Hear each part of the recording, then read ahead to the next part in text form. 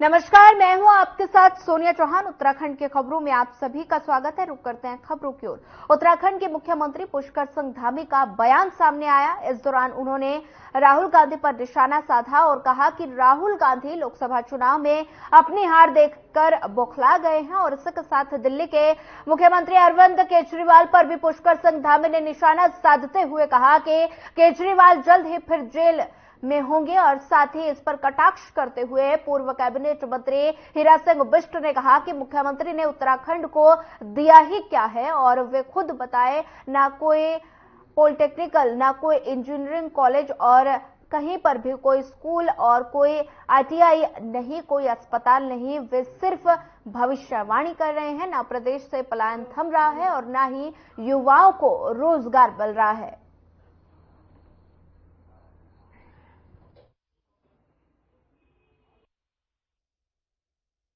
मुख्यमंत्री धामी भविष्यवाणियां करते फिर अपने प्रदेश का पता नहीं, कहीं एक ईंट तक तो लगन रहे, कहीं कोई स्कूल नहीं, अस्पताल नहीं, आईटी नहीं, पॉलिटेक्निक नहीं, पलायन नहीं, रोजगार नहीं, कुछ नहीं। यहाँ चौपट है मामला, कानून व्यवस्था ध्वस्त, केवल खनन और शराब, खनन और शराब और अटैच और दिल्ली चले गए। दूसरों क्या कह रहे हैं आप प्रदेश में क्या कर रहे हैं? अरे खाली स्थान आप नहीं भर रहे, कर्मचारी परमिशन नहीं कर रहे, पुरानी पेंशन बंद कर दी, महिलाओं की दुर्दशा हो रही, आतंक का माहौल है, तीर्थयात्री लाखों की संख्या में आ रहे, उनको आप संभाल नहीं पा रहे। राहुल गांधी बड़ा ध्यान दे रहे थे।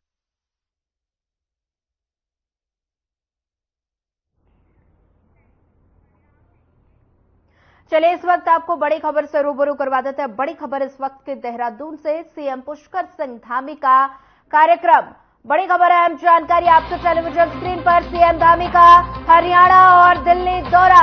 अंबाला से बीजेपी प्रत्याशी के समर्थन में जनसभा। बंतो कटारिया के पक्ष में जनसभा का आयोजन। बीजेपी प्रत्याशी योगेंद्र चंदोलिया के पक्ष में जनसभा। सीएम धामी जनसभा को करेंगे संबोधित। इस वक्त की बड़ी खबर आपके टेलीविजन स्क्रीन पर। बंतो कटारिया के पक्ष में जनसभा का आयोजन। बीजेपी प्रत्याशी योगेंद्र चंदोलिया के पक्ष में जनसभा। सीएम धामी जनसभा को करेंगे संबोधित। सीएम धामी का हरियाणा और दिल्ली दौरा। अंबाला से बीजेपी प्रत्याशी के समर्थन में करेंगे जनसभा। बंतो कटारिया के पक्ष में जनसभा का आयोजन। इस वक्त की बड़ी खबर आपके टेलीविजन स्क्रीन पर। बड़ा अपडेट, सीएम धामी का हरियाणा और दिल्ली दौरा। अंबाला से बीजेपी प्रत्याशी के समर्थन में करेंगे जनसभा। इस वक्त की बड़ी खबर आपके टेलीविजन स्क्रीन पर। सीएम धामी जनसभा को करेंगे संबोधित। सीएम धामी का हरियाणा और दिल्ली दौरा। अंबाला से बीजेपी प्रत्याशी के समर्थन में जनसभा। बड़ा अपडेट।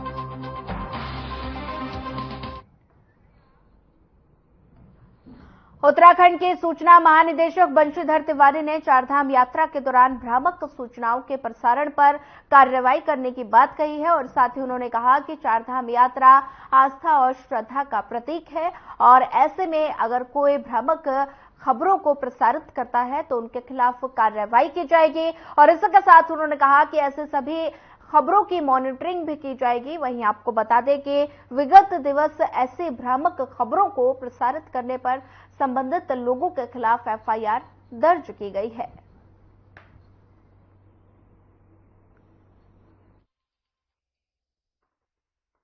हम लोग सोशल मीडिया के माध्यम से जो तथ्यों से परे होकर के और भ्रामक रूप से खबरें प्रसारित हो रही हैं उसको काउंटर करेंगे। अनुरोध भी सभी से करेंगे कि चूंकि ये बहुत ही संवेदनशील यात्रा है, अनावश्यक लोगों की किसी प्रकार की भ्रामक सूचनाएं देना उचित नहीं है, क्योंकि भावनात्मक रूप से सभी लोग और आध्यात्मिक रूप से चूंकि जुड़े हुए हैं, तो कोई भी ऐसी बातें प्रसारित न करें जो तथ्यों से परे हो।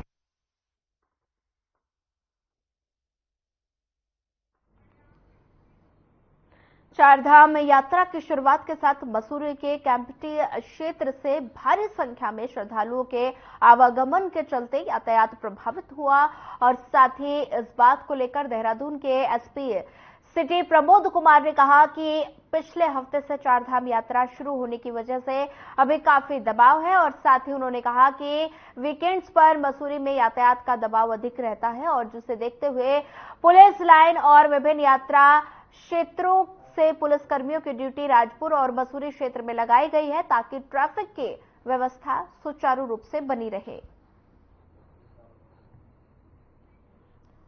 चारधाम यात्रा की शुरुआत हो चुकी है। श्रद्धालुओं के आवागमन से यातायात प्रभावित हो रहा है और साथ ही श्रद्धालुओं के आवागमन से यातायात प्रभावित हो रहा है, जिसके चलते पुलिसकर्मियों को तैनात किया गया है। भारी संख्या में देहरादून में पुलिस बल तैनात किया गया है ताकि यातायात जो है वो सुचारू रूप से चल सके।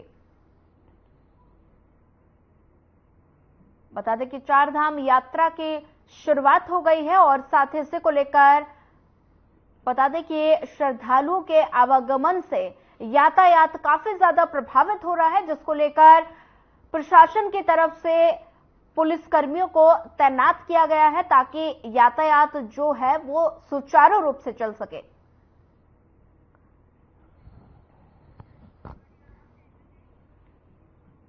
देहरादून में पेयजल योजना के तहत सौंग परियोजना के वाटर ट्रीटमेंट प्लांट को लेकर पर्यावरणवादित साथी अब सरकार से दो हाथ करने को तैयार है और बता दें कि खलंगा में सौंग परियोजना के वाटर ट्रीटमेंट प्लांट के निर्माण पर साल के करीब 2000 हरे पेड़ों को काटे जाने की तैयारी की है और इसे को लेकर पर्यावरणवादित ने विरोध तेज कर दिया है।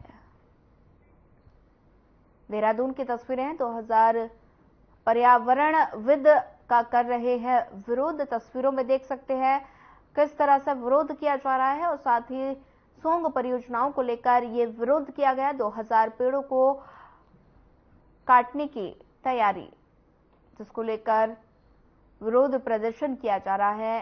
देहरादून में ये तस्वीरें हैं जहां पर अनोखी ढंग से विरोध प्रदर्शन किया गया। तस्वीरों में देख सकते हैं किस तरह से लोग प्रदर्शन कर रहे हैं, पर्यावरणविद कर रहे हैं और विरोध हो रहा है और साथ ही सौंग परियोजना को लेकर यह विरोध किया जा रहा है। 2000 पेड़ों को काटने की तैयारी, जिसके विरोध में प्रदर्शन किया जा रहा है। देहरादून की तस्वीरें हैं।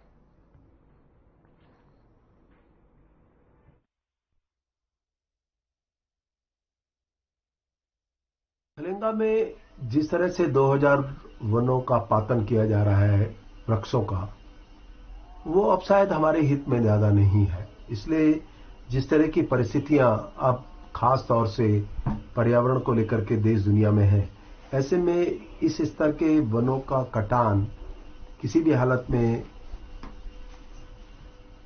यह नहीं समझा जा सकता कि वो किसी और ऐसी आवश्यकता के लिए काटे जाएं जो कि कहीं हम प्राथमिकता को मानते हैं। खलंगा वैसे भी एक धरोहर है, एक ऐतिहासिक स्थल है और इसके चारों तरफ जो वन है वो उनका अपना इतिहास है।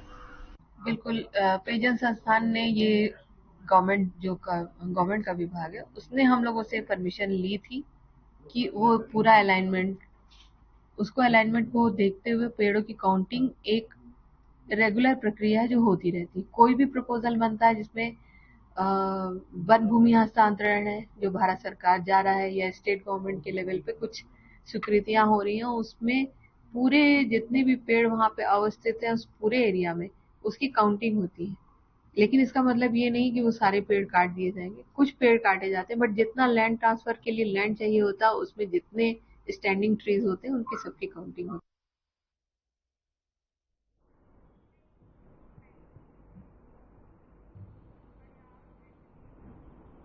चलिए फिलहाल वक्त तो चला एक छोटे से ब्रेक का। ब्रेक के बाद जल्द हाजिर होंगे।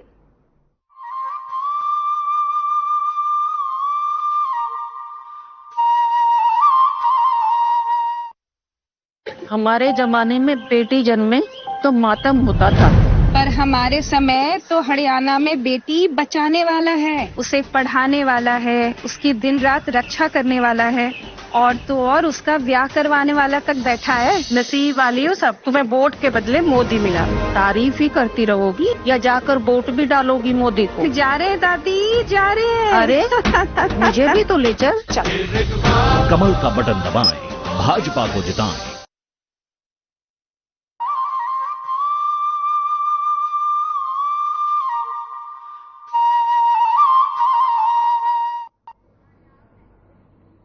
ब्रेक के बाद आप सभी का एक बार फिर स्वागत है। बढ़ते अगले खबर की ओर। चारधाम यात्रा को लेकर देश भर से भारी संख्या में श्रद्धालु आ रहे हैं। वहीं इस दौरान यात्रियों को हेलीकॉप्टर के जरिए धामों में आवागमन की सुविधा उपलब्ध की जा रही है और साथ इस बात को लेकर यूकाडा के सीईओ और अपर सचिव सी रविशंकर ने कहा कि इस बार चारधाम यात्रा के लिए कुल 9 हेलीपैड हैं, जिनमें गुप्त काशी में 2 हेलीपैड, काटा में 4 और सिरसी में 3 हेलीपैड हैं। और साथ ही उन्होंने कहा कि प्रत्येक हेलीपैड में एक ऑपरेटर है जिन्हें टेंडर के माध्यम से ड्यूटी दी गई और प्रत्येक व्यक्ति के पास आवागमन के लिए कम से कम एक हेलीकॉप्टर उपलब्ध रहेगा। एक्चुअली टोटल 9 ऑपरेटर्स हैं। इसमें जो है 9 हेलीपैड्स है। गुप्तकाशी में 2, पाटा में 4 और सिरसी में 3। इस प्रकार का जो है 9 हेलीपैड्स है और प्रत्येक हेलीपैड में जो है एक ऑपरेटर है जिसको टेंडर के माध्यम से ड्यूटी मिला है और प्रत्येक व्यक्ति के पास एटलीस्ट एक हेलीकॉप्टर फ्लाइंग करने के लिए उपलब्ध करेंगे। दूसरा हेलीकॉप्टर स्टैंड बाय के मोड में रखेंगे। का मतलब जो है इस सीजन में टोटल 9 हेलीकॉप्टर ऑपरेटर्स रहेंगे।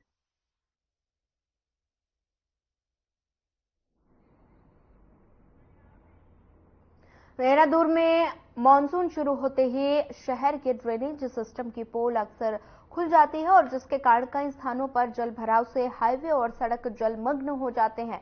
वहीं बीजेपी विधायक और पूर्व मेयर विनोद चमोली का कहना है कि ड्रेनेज को देखते हुए देहरादून के लिए मास्टर प्लान लाया जाए ताकि जल भराव की समस्या से निजात मिल सके।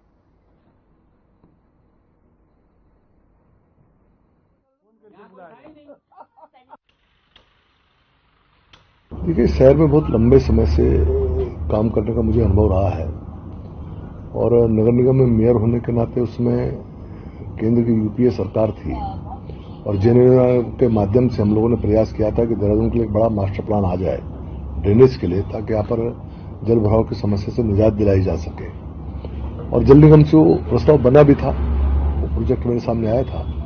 मैंने बोर्ड में जब उसको डिस्कस किया तो उसमें बहुत सारी खामियां थी और मैंने ये चाहा था कि वो खामियां दूर होकर एक फुल प्रूफ प्रोजेक्ट बने और यहाँ के ड्रेनेज सिस्टम को ठीक किया जाए। लेकिन उसके बाद से उसकी कॉस्ट तो बढ़ती चली गई लेकिन वो प्रोजेक्ट आगे नहीं बढ़ा।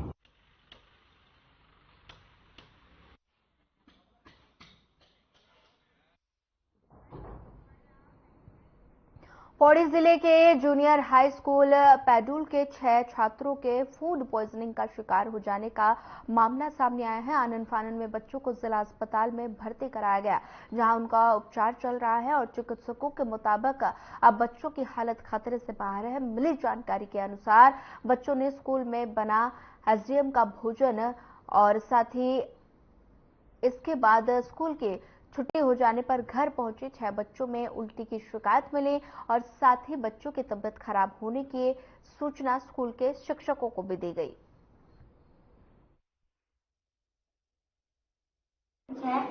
हमने स्कूल में दाल भात और रायता खाया और मेरे साथ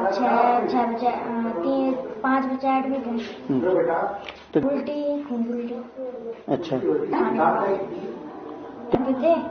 हमारे मम्मा को पता चला कि ये सब बच्चे बीमार पड़े थे, हम यहाँ हॉस्पिटल में आए तो मैं ऊपर फोन किया था।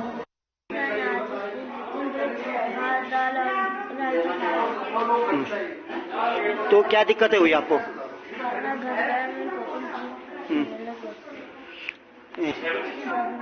हैं? कितने बच्चे एडमिट हो रखे हैं यहाँ पे आप? कौन से स्कूल का है बेटा? आप कौन से स्कूल पढ़ते हो? हैं? हमारे पास टोटल एडमिटेड बच्चे 6 बच्चे हैं स्कूल के और सबकी शिकायत यही थी, उल्टी दस्त के साथ आए हैं बच्चे। दोपहर को 11 बजे के अराउंड खाना खाने के बाद बच्चों को दस्त और उल्टी शुरू हो गई थी। तो ज़्यादातर बच्चों को 6 से 7 बार दस्त उल्टी हुई है। अभी आज बहुत ज़्यादा खराब नहीं है हालत बच्चों की। बाकी हमने अपना ट्रीटमेंट स्टार्ट करा है और एक बच्चे को उसमें से उल्टी नहीं है, बाकी 5 बच्चों को उल्टी दस्त सब कुछ हो रहा है अच्छे से। अभी स्टेबल है बच्चे, कुछ ऐसे बहुत ज़्यादा सीरियस नहीं है। बच्चों ने दाल चावल और रायता खाया है। तो बच्चों की स्थिति भी ठीक है, स्टेबल है बच्चे, मतलब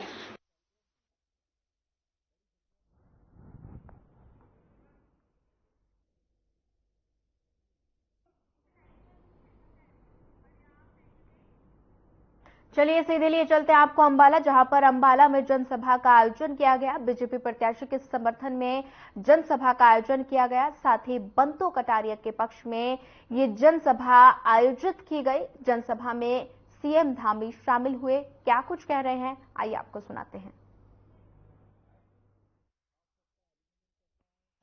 आप सबको प्रणाम करता हूं। देवभूमि उत्तराखंड की तरह ही यमुनानगर क्षेत्र के भी कण कण में भगवान शंकर का निवास है, भगवान का वास है। मैं 11 स्वयंभू प्राचीन शिवलिंगों की इस पावन भूमि को दोनों हाथ जोड़कर प्रणाम करता हूं, नमन करता हूं। ये यमुनानगर क्षेत्र, अभी घनश्याम जी बोल रहे थे और जब मुझसे मिले थे तो मैं आपसे कह रहा था कि ये उत्तराखंड से लगा हुआ है और यहां से जितनी दूर उत्तराखंड की राजधानी देहरादून है, उतनी ही दूर हरियाणा की राजधानी चंडीगढ़ है। यानी कि बीच में स्थित यमुनानगर है।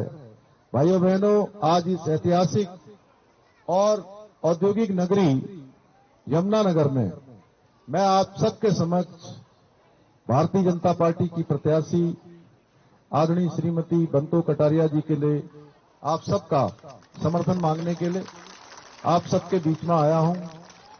मुझे पूरा विश्वास है कि मैं कल अंबाला में भी था, अनेक स्थानों पर था। उससे पहले मैं रोहतक लोकसभा क्षेत्र में था, वहां भी मैं एक जनसभा में गया था, अंबाला में भी गया था।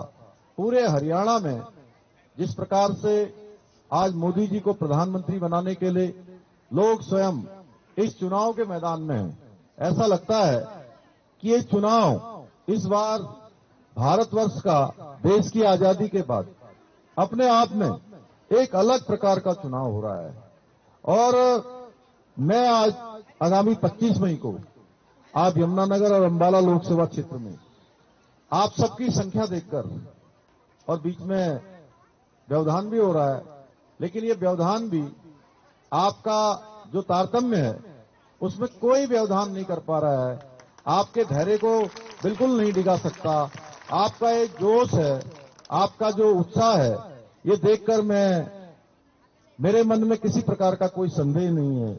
मैं कह सकता हूं कि अंबाला लोकसभा में इस बार 2014 और 2019 का भी रिकॉर्ड टूटने वाला है और आप सब बंतोकट और कुरुक्षेत्र लोकसभा भी, आसपास के क्षेत्रों में भी, पूरे हरियाणा में इस बार फिर से कमल खिलने वाला है। बड़ी ऐतिहासिक जीत होने वाली है। चलिए फिलहाल वक्त तो चला एक छोटे से ब्रेक का। ब्रेक के बाद जल्द हाजिर होंगे।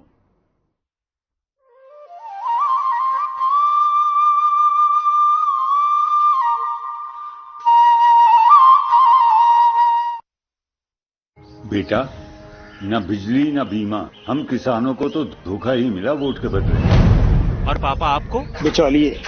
पर हमें तो मिला है मोदी। बस एक वोट दिया था। अपने हरियाणा में फसल का पैसा और किसान सम्मान निधि सीधा खाते में आ जाती है। सबसे ज्यादा फसलों पर MSP मिलती है। खाद बीज की कभी कमी नहीं होती। सिर्फ तारीफ ही नहीं, वोट भी दो बच्चों, तभी तो आएगी मोदी सरकार। कमल का बटन दबाएं, भाजपा को जिताएं।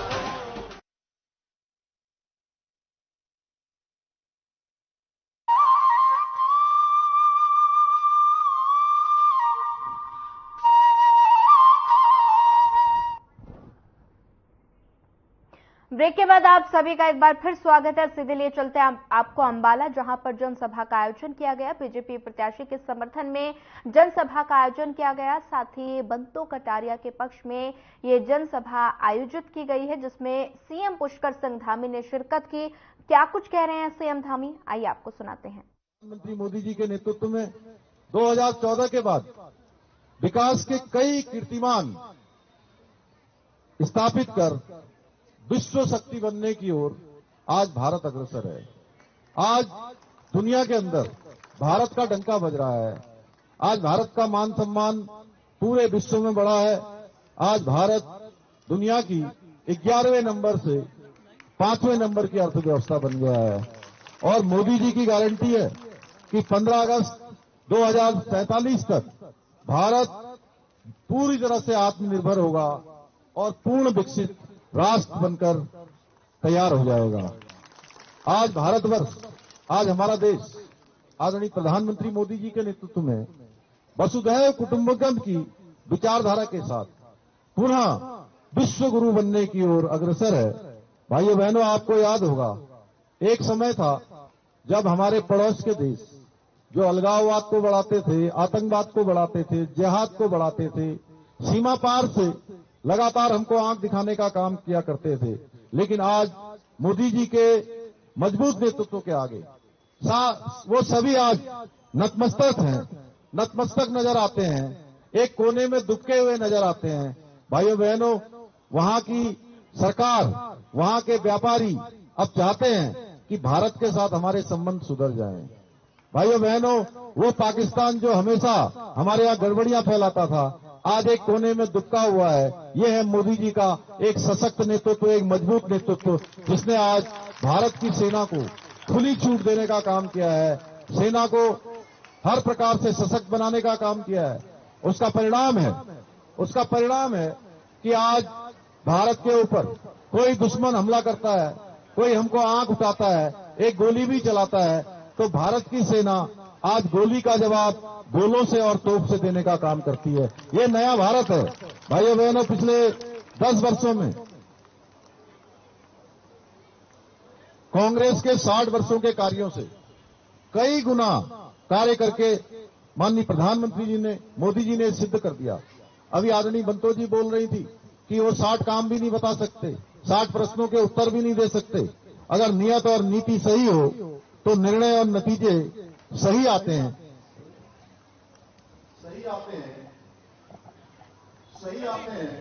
आज मोदी जी की सरकार startup India, make in India जैसी अनेक अभूतपूर्व योजनाओं को आगे बढ़ाने का काम कर रही है, जिसके कारण से आज भारत आत्मनिर्भर भारत बनने की ओर अग्रसर हो रहा है। आज दुनिया की हर कंपनी भारत में आना चाहती है, भारत में निवेश करना चाहती है। पिछले 10 सालों में भारत में 55,000 किलोमीटर नेशनल हाईवे बने हैं, 7 नए IIT बने हैं, 7 नए IIM बने, 15 नए एम्स बने, 390 विश्वविद्यालय और लगभग 700 नए मेडिकल कॉलेज खोले गए हैं। भाइयों बहनों, आज जिस प्रकार से विकास आगे बढ़ा है, विश्व स्तरीय expressway, ring road, highway, elevated road के साथ ही metro rail, monorail, underwater metro और वंदे भारत जैसी ट्रेनें, विश्व स्तरीय परियोजनाएं नए भारत की पहचान बन चुकी है। भाइयों बहनों, बीते 10 वर्षों में 2 गुना से ज्यादा हवाई अड्डों का निर्माण हुआ है। अंबाला में भी, कल मैं अंबाला में था, जल्दी ही अंबाला में भी हवाई सेवा की शुरुआत होने वाली है। यही नहीं, आदरणीय मोदी जी ने देश के 140 करोड़ देशवासियों को अपना परिवार मानकर प्रत्येक व्यक्ति के उत्थान के लिए समर्पित होकर कार्य किया है। एक पल भी रुके नहीं है। फिलहाल इस बुलेटिन में इतना ही। ज्यादा खबरों के लिए बनी रहिए हमारे साथ। नमस्कार।